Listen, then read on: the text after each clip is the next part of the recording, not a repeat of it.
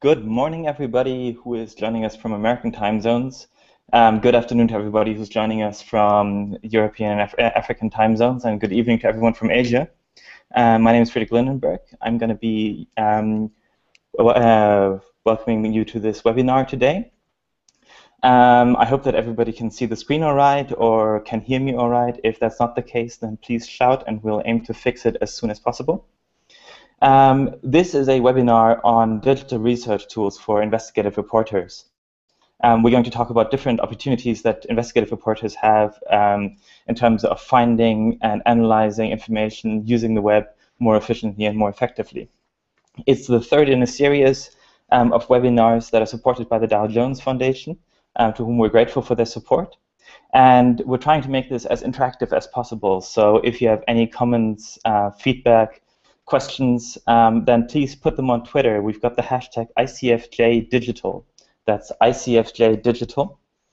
And any questions you post there, we'll try and get back to you during the webinar.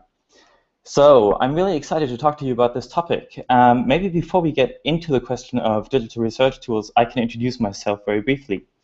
So my name is Friedrich Lindenberg, originally from Germany. Currently, I'm a Knight International Journalism Fellow with ICFJ, who've given me the fantastic opportunity to spend 1 year working with two organizations in African countries, Code for Africa and NCIR.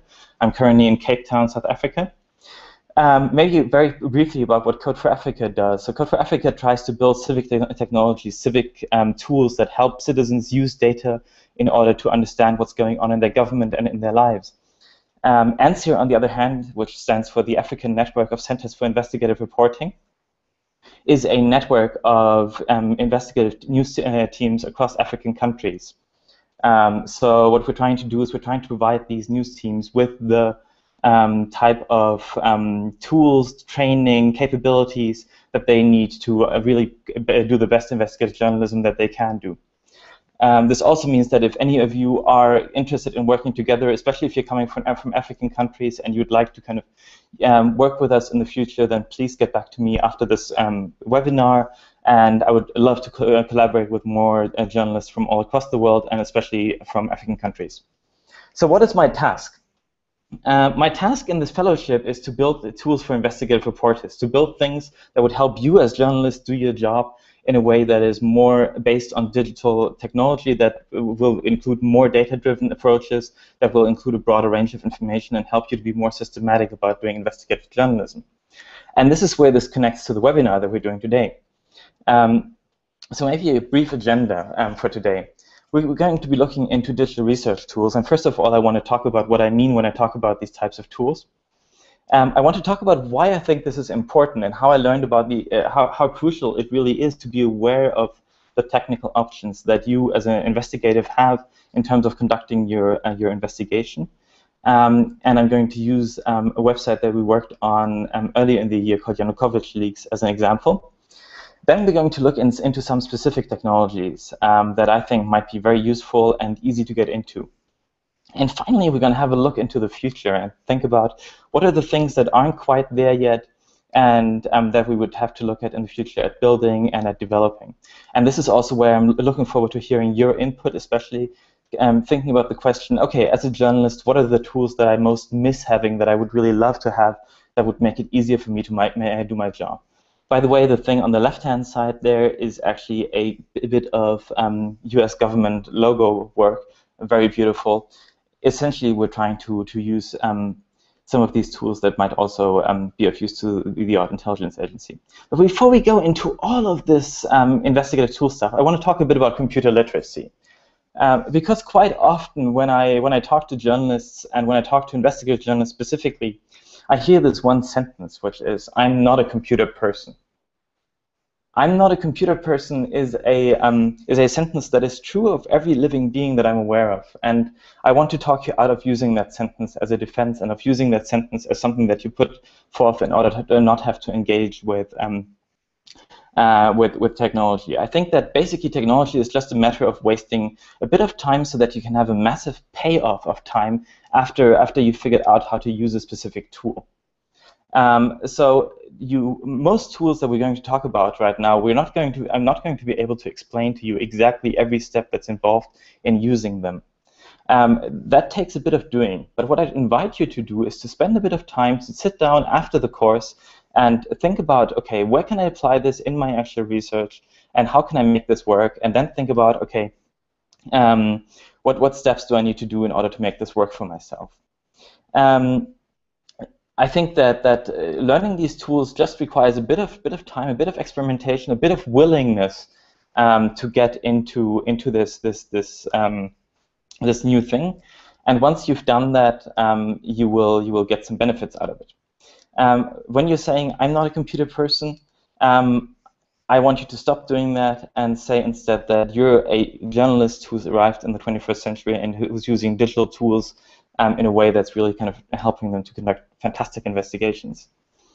But let's go and look at these investigative research tools that we're going to be talking about today. What are they good for? Why do I need them? As a journalist, obviously, your main tool is talking to people. It's being able to ask the right questions of the right people. And that's still true in many ways. But now you can also ask the right questions of the right databases. You can ask the right questions using the right tools. So what we're going to look at is investigating people and companies, because that's what you end up doing most of the time as an investigative journalist. We're going to talk about searching for data on very specific topics. We're going to talk a lot about sifting through sets of documents, whether they're structured or whether they're just things that you have maybe even in a physical filing cabinet somewhere. And eventually, one of the things that we need to think about is understanding data in tables. This is where really data journalism comes in, and the idea of using data as a tool for finding a story and telling the story, telling a story also with data visualization and things like that. So I want to take you back to February. Everybody must be aware that in February there was an uprising in Ukraine, and people were protesting in Kiev against the government of Viktor Yanukovych, and eventually it got pretty bad for him, and he felt compelled to flee the country. And what he left behind was his mansion.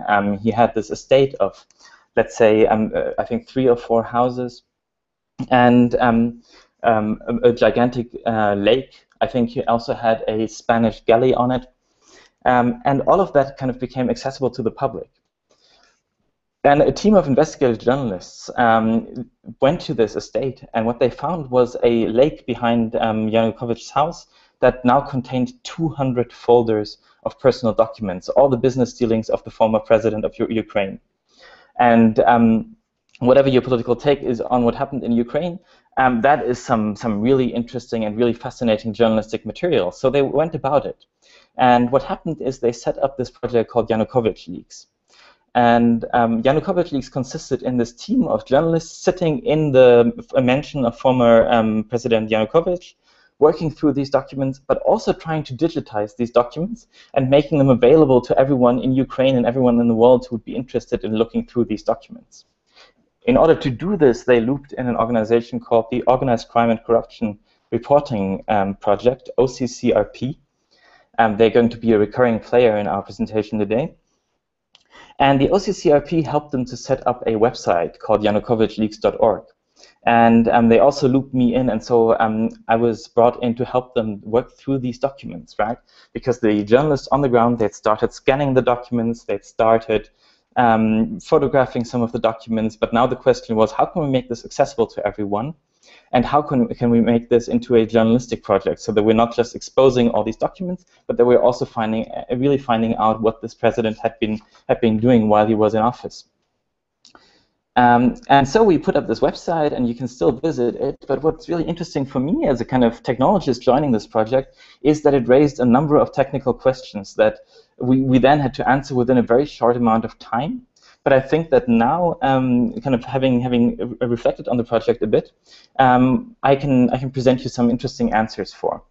So these questions were basically, first of all, how can we digitize the documents? What they had is they had volunteers bring in scanners, which was a really fascinating thing to watch even from afar. How can we share and search these documents? It's not that easy if you have a large number of documents and they've just been photographed to actually make them accessible for example, a full text search. That's, for example, also a problem that the International Consortium of Investigative Journalists faced when they had the offshore leaks leak of tax documents last year. They had 250 gigabytes. That's quite a vast amount of data of documents on tax haven companies. But how do you search through such a vast number of documents? Then the next question is, how do we crowdsource analyzing these documents? You've got all these people that are interested in contributing to your journalistic effort, that are out there, that are fascinated by finding out what Yanukovych was up to. How do you let readers contribute their opinions? How do you let them flag documents that might be interesting for you for journalistic investigations? And then the next question becomes, how do we find the mentions of people, of companies, of dates and money, of all the kind of juicy bits of investigative journalism in those documents? How do we find out all the documents that contain references to a particular person or to a particular company? And then there's the kind of the more subtle, higher level thing of, once you've gone through all the documents, of reconstructing an abstract notion of what is actually the system that these documents describe, what is the relationships and the context that is expressed through these documents, and where in these things might we find evidence of corruption, of wrongdoing, of the president maybe using public funds in a way that is irresponsible, the kinds of things that would then make a journalistic story. So all of these questions were kind of raised through Yanukovych leaks, which I thought was an amazing example, therefore, of how these tools become essential to conducting the journalistic work. And I think based on this, I want to take you through a few examples of investigative tools that might be interesting for some of you to look at. The first one is probably the most known and understood at the moment, and it's called Document Cloud. Document Cloud was created by a group of technologists originally from the New York Times after the initial release of WikiLeaks documents. So they found themselves also with a large stash of documents and the need to analyze and understand them.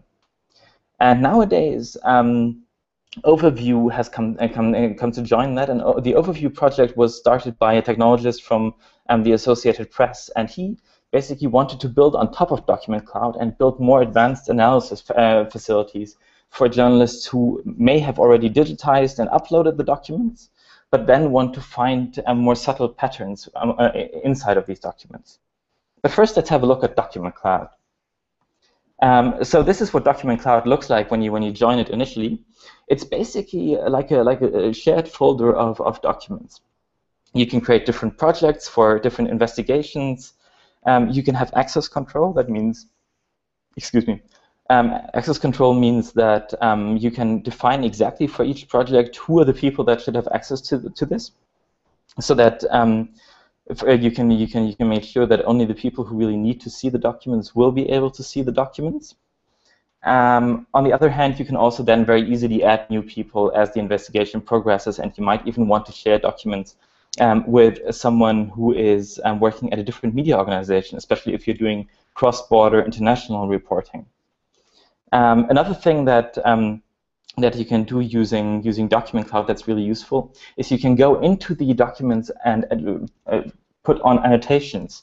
So you can see, you can highlight a fragment. You can either put a private annotation, which is for your own investigative work, or you can put on a public annotation, which would then be visible if people were to visit this document. So another thing that you can do that's incredibly useful is you can just embed either a part of a document or the whole document into a news story that you're publishing on the web.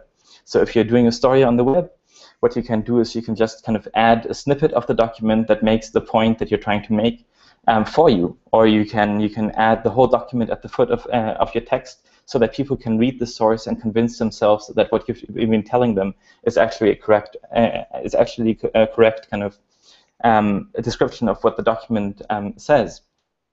So all of these things are kind of included there, and you can also search for documents quite easily. But obviously, there's a bit more complicated cases. So I got this email here a couple of months ago from an investigative reporter, and she said, we're working with 40 gigabytes of documents, and we'd like to search within documents for certain keywords, like something, so we can identify something else. Ideally, we would be able to tag the dogs. And this, to some extent, is also possible with Document Cloud. So, for example, with Document Cloud, what's really fascinating is it looks for what's called entities, so the names of people and companies and organizations within each document that you upload. And you can see here I've uploaded a magazine from South Africa, and you can see where the different articles are about particular companies or where articles mention a particular person. So it gives you a nice way, for example, if you have very long documents, of finding the bits that mention a particular person or company. It's especially useful for court documents and legal documents that go on for 200 pages, but you're really just interested in the interrogation of a witness or something like that. So this is Document Cloud, but maybe you want to do an even more advanced analysis, and then there's this other tool called Overview that I mentioned before. Now, Overview is a bit more of an expert tool, and what happens is if you have an account on Document Cloud, you can import documents from Document Cloud into Overview. And what Overview does is it counts the frequency of particular words in a text. So what it tries to do, and it's a bit hard to see probably at the screen share resolution that we have right now, it tries to make a hierarchy of the terms that are used in particular documents but are not used in other documents. So for example, if you have a massive collection of, let's say, 5,000 documents, and maybe 10% of them mention oil drilling, and another 10% of them mention mining for minerals, then this would kind of try and automatically distinguish these two categories of documents based on the terms that are being used in there frequently and based on the terms that are mentioned in there that are mentioned in a different group of documents. So this is very, very useful in terms of sifting through a large stack of documents and exploring what type of topics are being discussed in different parts of that heap of documents. Again, very useful with court cases and other documents that would take a long time to read, but that you can kind of sift through in this way much more easily. You can also upload what's called CSV files, so essentially spreadsheets, to Overview, so you don't need a Document Cloud account. The thing about Document Cloud accounts is that Document Cloud is managed by the American Association of Investigative Reporters, IRE, and they basically give out accounts. So if you work for a news organization, then you might be able to get an account from IRE. If you can't get an account from IRE, then I would also offer you to visit sourceafrica.net and send me an email. We're running an instance of Document Cloud, the same software, but deployed on a different website. We're running this website, sourceafrica.net, where we're trying to support especially African news organizations who want to have this type of document storage. We're also running this in a secure location so that African governments would not be able to kind of subpoena access to the documents. So this is an offer. If you're interested, email me after this webinar, and we'll get you set up with a fantastic new Document Cloud account so you can play with it. Even if you don't have a serious intention of using it quite yet, just let us know and we'll do that. So that's it for kind of looking at documents at the first stage. And I think these tools are quite powerful even now, but I think over the next year they're going to develop even more. So the Document Cloud has just received a major round of funding, and I think we'll see some exciting features come out of that. The next thing that I wanted to look at, and we talked about this before in terms of looking into companies and people, is two ways of looking at company information. Because often what you're looking at when you're doing investigative journalism is kind of, okay, what is this? Who is this person? What companies? What businesses are they involved in? What are their interests? And some of these websites are now starting to actually provide you with very useful answers. So I want to look at two services. One of them is called opencorporates.com, and the other one is called duedil.com. Duedil as in due diligence. But let's take a little case study. Again, this comes back to the OCCRP that I mentioned before, and they did this fantastic story on money laundering involving the UK, Moldova, and a variety of really complicated setups in order to kind of launder money from the UK. And one guy that was big in there is this guy called Calderbank. So let's try and see what he raises on different company databases. So the first database that I've put his name into is Open Corporates, and you can see straight away that I found 564 different mentions of some person called Damien Calderbank.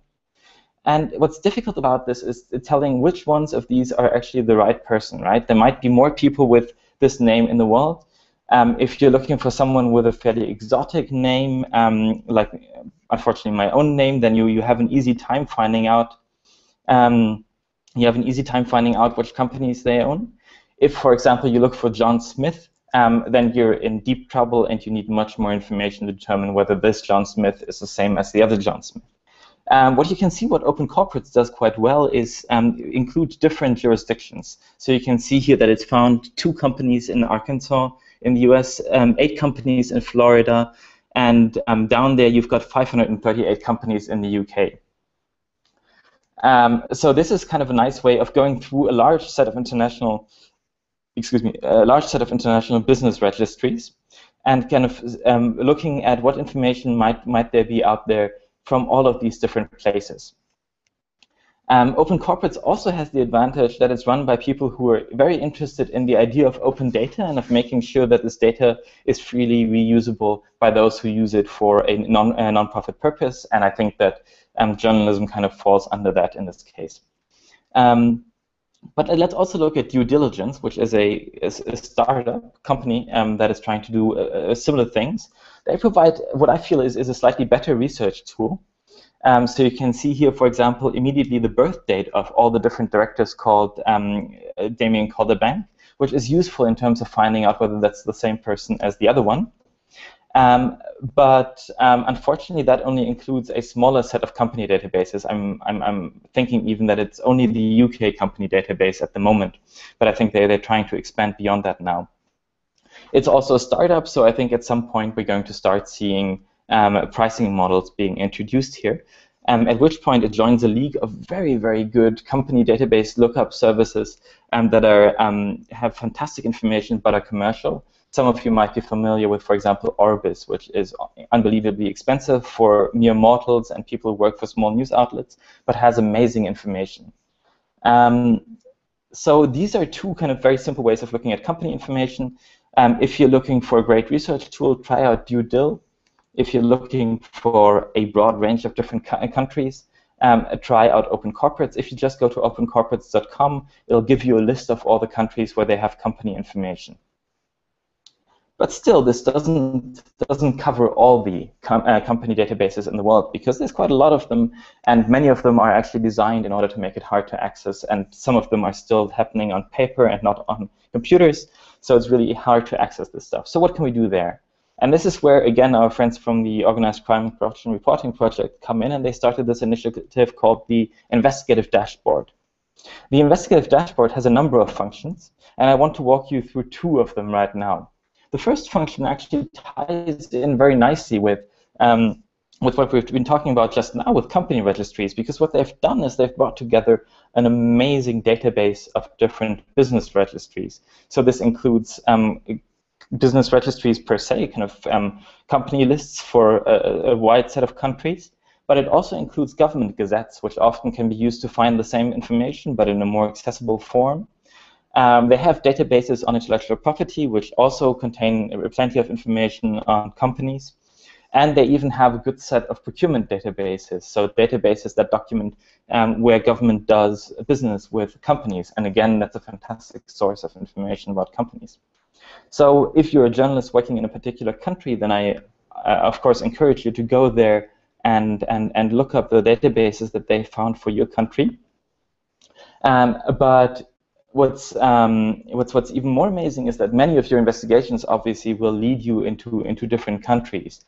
They might lead you into a country where you've never done any journalism before, and then you're completely lost, right? You don't know what kind of what places there might be in terms of looking up a company, in terms of finding out what big companies are, who the directors of a company are, and then this comes in really, really handily. So this is kind of the business registry list on the investigative dashboard. The other thing that I wanted to show you very quickly is even more amazing. So the investigative dashboard people achieve among them Paul Radu, who's one of the heads of the OCCRP, spent a lot of time thinking about how they could make more information accessible to journalists working investigative cases. And what they came up with is this idea of a request tool.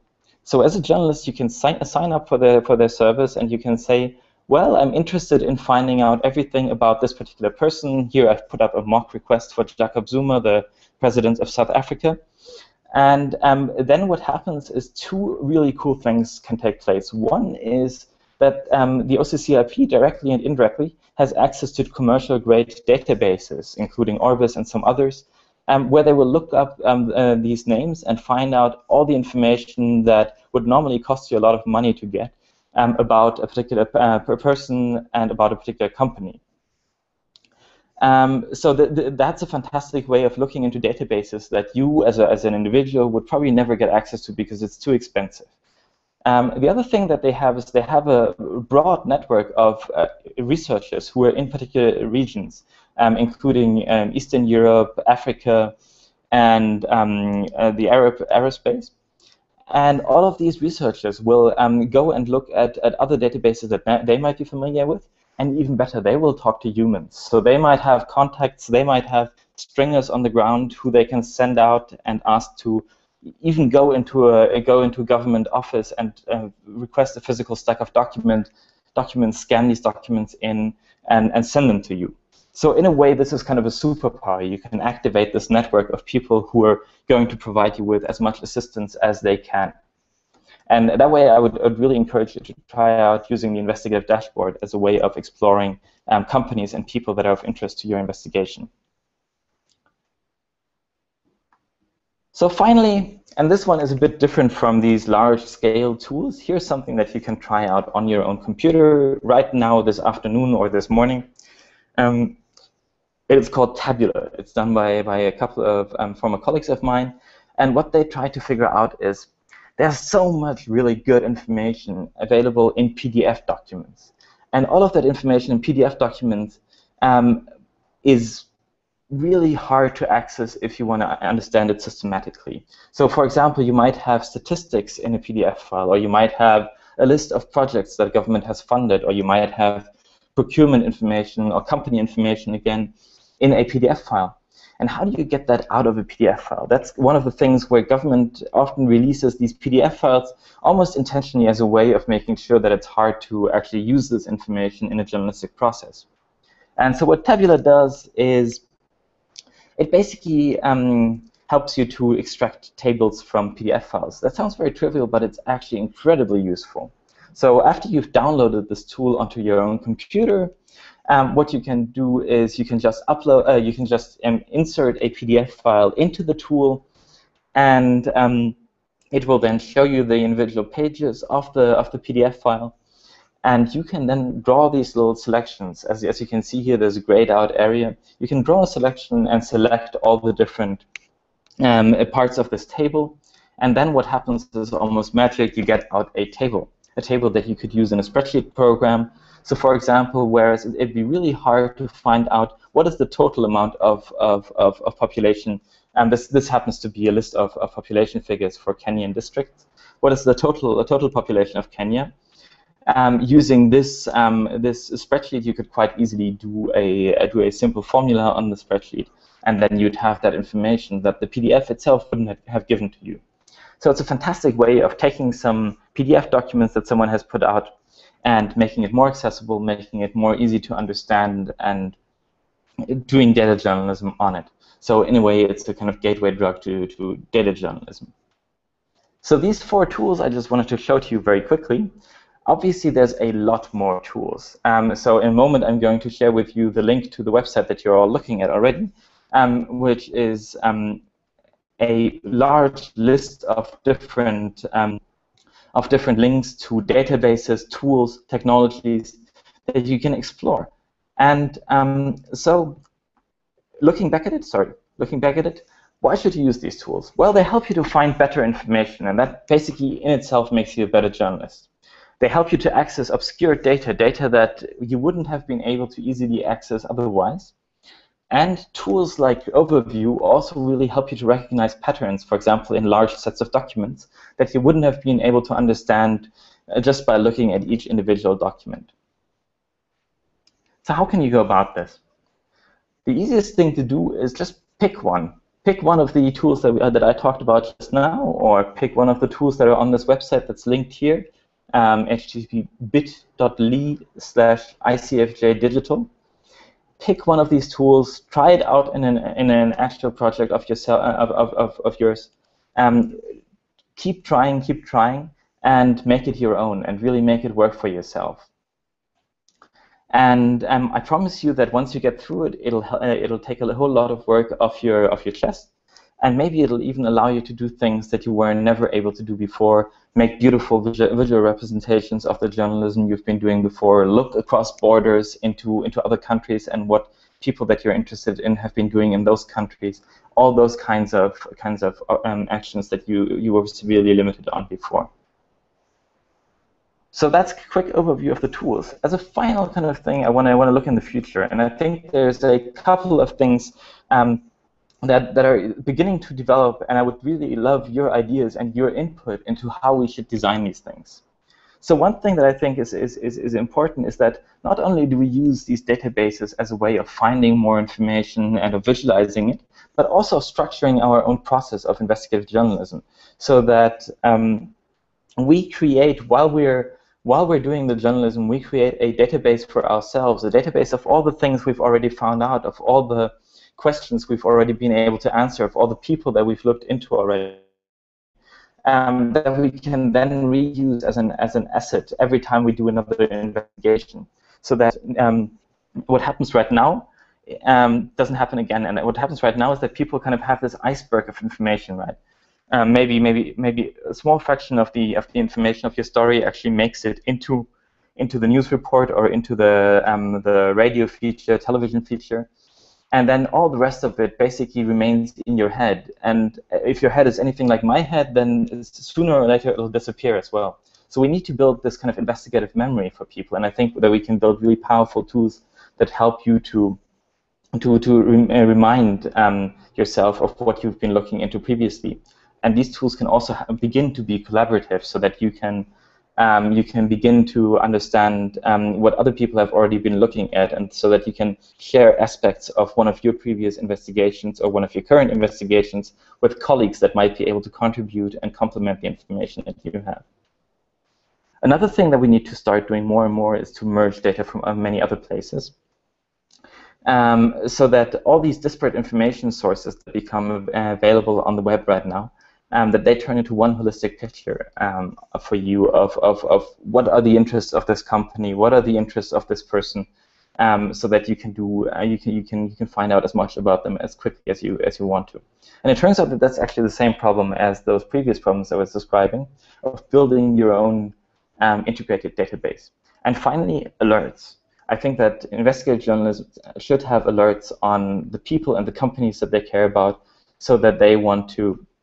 So they can up to date when someone creates a new company, or when someone does a business deal, when someone wins a contract with government, that you find an email at 8 o'clock in the morning in your inbox that says, well, hey, this happened, why don't you look into it?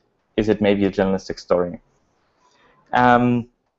So that's a quick view in the future. If you're interested in those things, again, send me an email or ping me on Twitter after the talk, and I'd be very keen to hear your ideas on what your needs are as investigative journalists.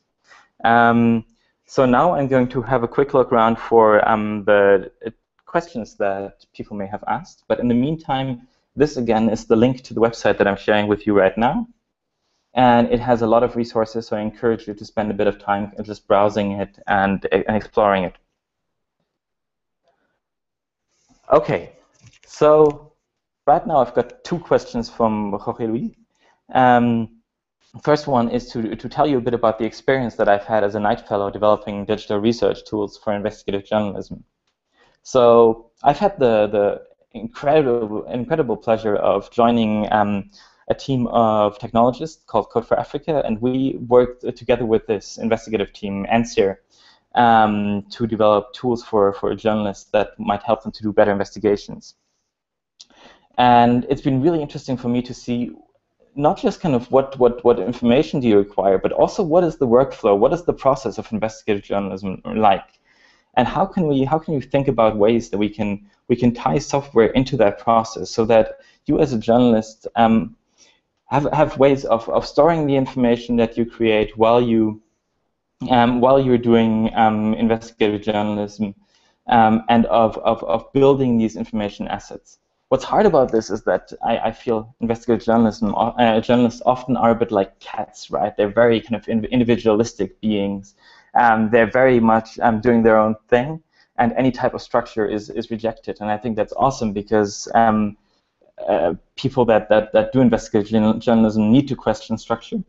And so that's the kind of struggle that I'm dealing with, is trying to figure out how do we bring together this need for a bit of structured information to be used in investigative journalism and the want of journalists to break through these structures. The other question that I've got is, what skills do you think investigative journalists need to develop? That's a really hard one, and whatever your job requires. I think investigative journalists don't have the luxury of acquiring skills for the skills' sake. They have tasks and they need to accomplish them, and many of these skills are going to be around data processing in the future. I think that in the same way that it's nowadays, it's normal for you as a investigative journalist to use a telephone to call your source. Many of these data tools are going to become as much a second nature to you as using your telephone. I think the minimum for you to understand and to use is to understand a bit about spreadsheets, to have a good working knowledge of how to do simple analysis of a data set in a spreadsheet. Another thing that I think it's really useful for you to understand is how to do really good and advanced searches, maybe even just using Google, but also using many of the databases that I've linked to you on this page. So that you are more effective at finding information on the web than you would be just by typing 1 or 2 words into a Google field. And finally, I think that investigative journalists need to understand all the different places where they can find extremely specialized information on the web. So the web is incredibly becoming this massive archive of data. And there are all these websites, and I've linked to some down here, have very, very specific data. So for example, there are a lot of websites that collect court cases, or that collect information about extractive industries, oil and minerals companies, that collect information about development finance and how that money is being spent in the recipient countries, or that contain information about land grabbing. And so whatever your particular view on investigative journalism is, what topics you're looking into, you will need to understand what are the databases in my specific area, and how do I best use them, and how do I make sense of the data that's being offered there. Do we have any other questions?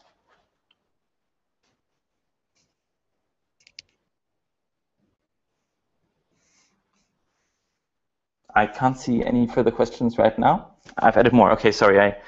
We've got this slight delay here.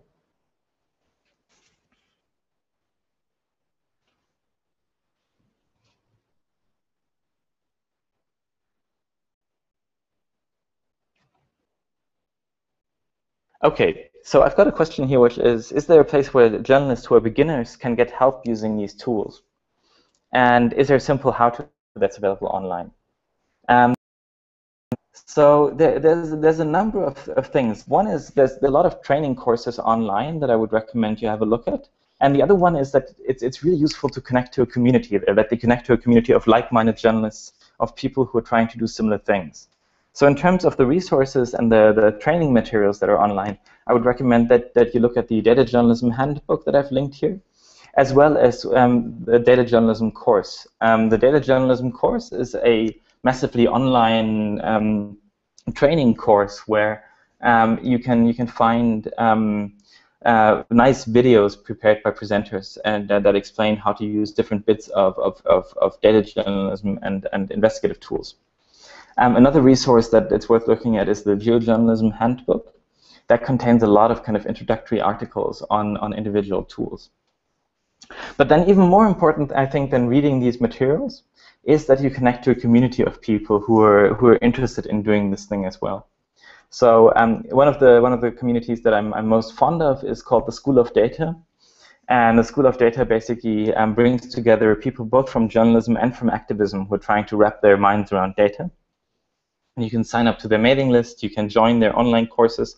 They've got quite a lot tutorial texts online as well. And it's a fantastic place to meet people who are very like-minded and who are also starting out in this.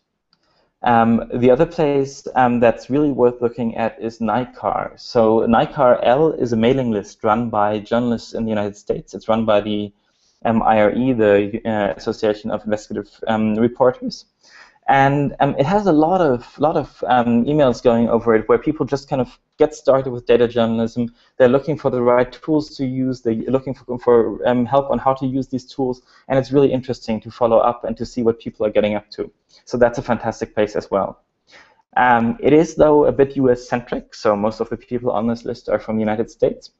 So if you're interested in something with a bit of a more global kind of community on it, then I would recommend that you look into this data-driven journalism list that's run by the European Journalism Center and the Open Knowledge Foundation. So these are three communities that I would really recommend that if you're interested in getting started with data tools and with research tools like this, you could join and collaborate with. So that's maybe a good way of approaching this. The next question that I have is, you suggest sharing data with others. Can you explain how that can happen? I've heard about hacks and ways to go and do that. So Hacks and Hackers, I don't know who's familiar with it. Hacks and Hackers is a fantastic place to. Oh, I've missed out on something on the previous point, which is horribly embarrassing in terms of resources and communities. One community that I assume many of you are already familiar with because you're in this webinar is IJNet. And IJNet is a fantastic set of online articles, how-tos, practices operated by the International Center for Journalists. It's at ijnet.org.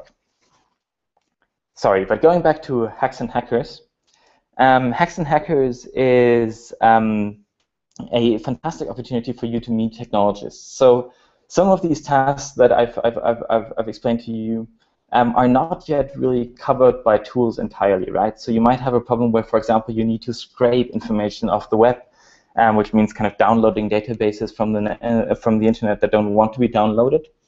And for those types of tasks, you will sooner or later need a technologist to work with you. And Hacks and Hackers is just that. It's a dating pool essentially for journalists who are interested in learning more about technology, and also technologists who are interested in learning more about journalism. And there's plenty of them because journalism is a really interesting thing to look into, and there are fascinating data problems that you guys have, and that technologists might want to solve for you. So many cities worldwide have these Hacks and Hackers meetups. I would recommend that if you live in or near a city that has a Hacks and Hackers community, just go there for an evening. Normally, there's a talk or two to introduce you to something, and then you will you'll be looped into a conversation, and you'll maybe make some new friends that could be very useful. So I've got another question here, which is, do I listen to Serial, and what do I think of the investigative techniques that Sarah Koenig is employing? And I have to admit here that I haven't yet, so I'm still hoping to catch up with it, but I've been fairly busy over the past couple of weeks. If any of you are interested in that, then I'd be more than happy to learn about what's happening in that show. So, do we have any other questions? I think right now that's it.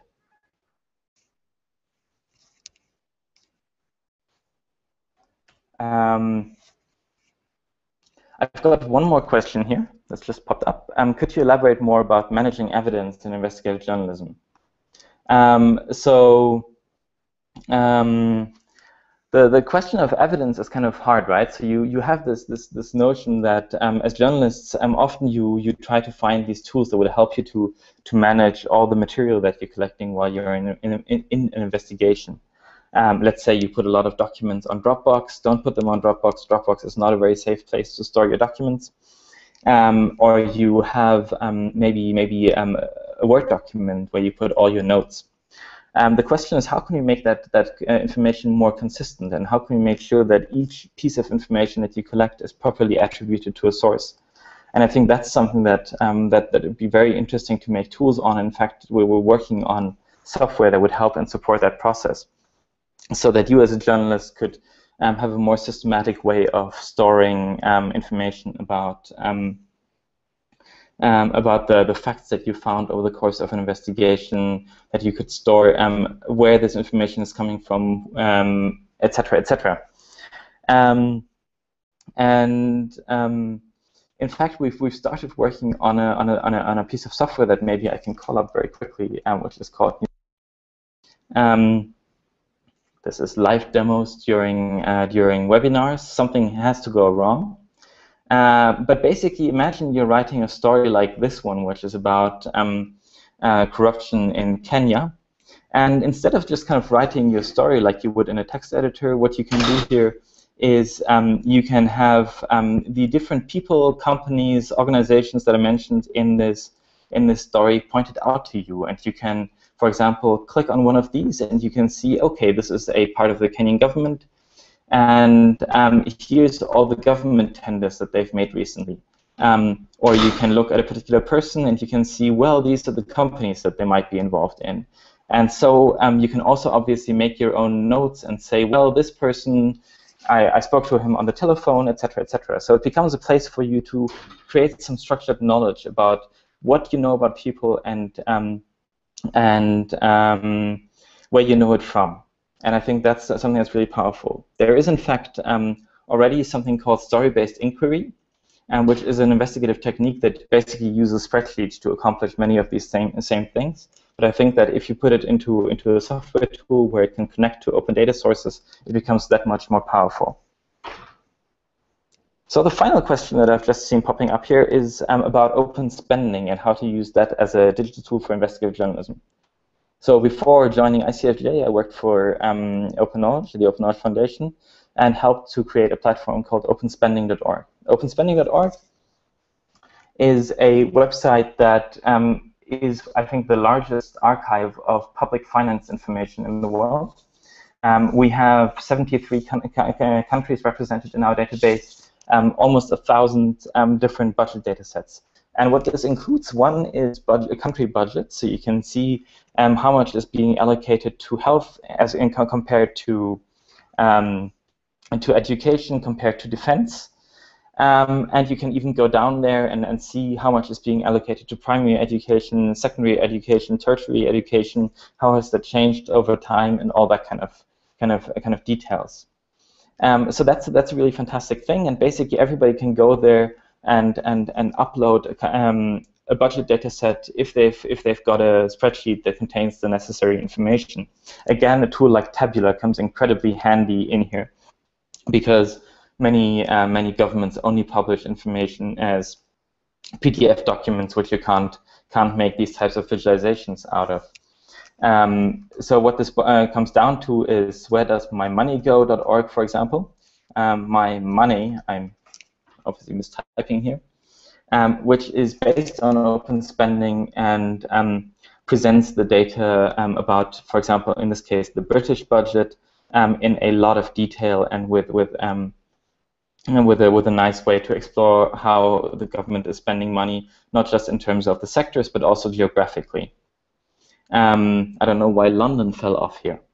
The other thing that open spending contains that is kind of worth pointing out very quickly is it contains a large stash of what's called transactional spending information.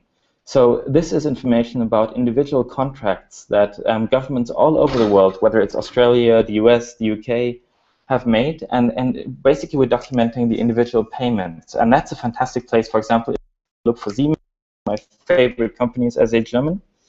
Then it would go and it would look through all the kind of different contracts, whether they're from Germany, whether they're from UK, from any number of other countries. And I can see that what kind of payments Siemens has been receiving all over the world in terms of government contracts. And that's a fascinating resource, especially if you're looking into companies that are known for doing things that might be questionable. So, for example, we did a collaborative project with Privacy International, looking into companies that sell surveillance technology. And we looked up all the different companies that sell surveillance technology, and we found quite a lot of them selling arbitrarily large things to small fire stations in rural Australia. So that's a fantastic way of generating a story here. So, do we have any further questions?